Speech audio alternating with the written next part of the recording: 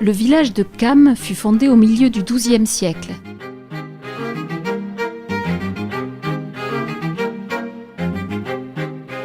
Son économie a longtemps été liée à la Bidouze, qui prend sa source au cœur de la forêt des Arbailles, à cheval entre Soule et Basse-Navarre.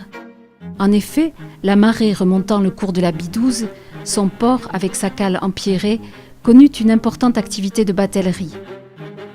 C'est aux alentours de 1850 que le village de Cam se tourna vers l'artisanat de la chaise.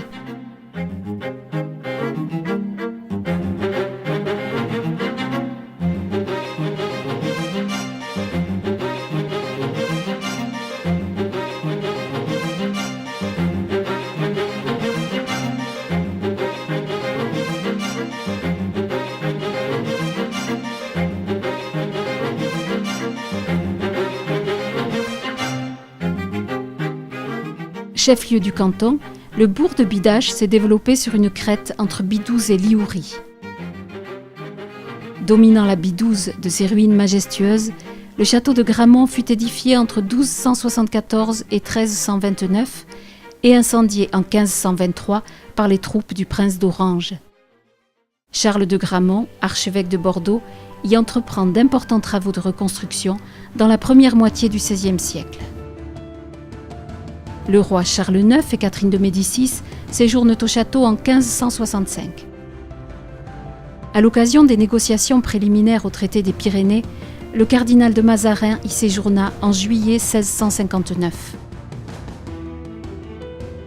Encore incendié au moment de la Révolution française, le château est depuis cette date en ruine.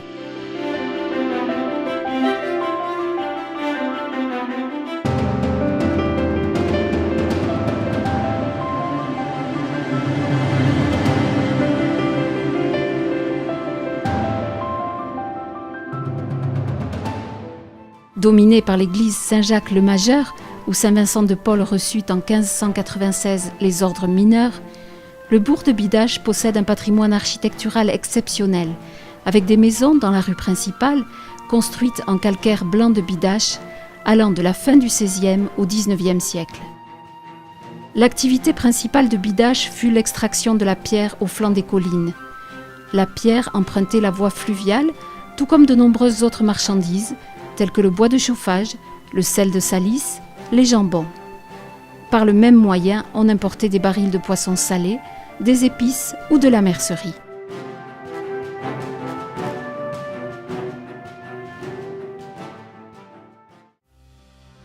Construit à l'extrémité d'une crête rocheuse, les ruines du château de Guiche dominent la Bidouze.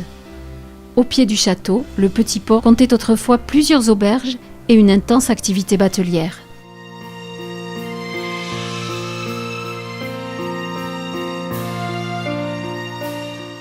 Au pied de la butte Miremont, le village de Bardos, avec son château de Salat qui date du XVIIe siècle et ses nombreuses maisons du XVIIIe, témoignent d'un passé prospère, avec pas moins de 7 moulins sur le territoire de la commune.